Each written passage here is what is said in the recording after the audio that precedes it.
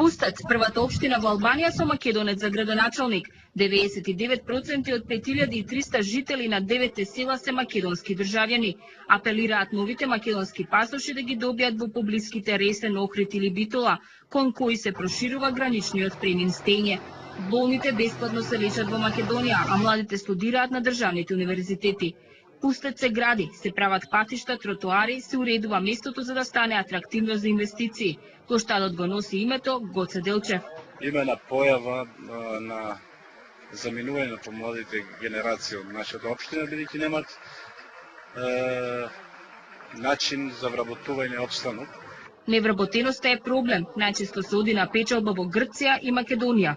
Младите ќе најдат на патот работат, по риби оде.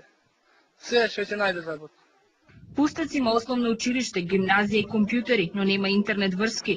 Учебниците на македонски јазик веќе трета година чекаат во фиоките на Албанското министерство за образование. Проблем е снабдувањето со вода за пиење и електрична енергија.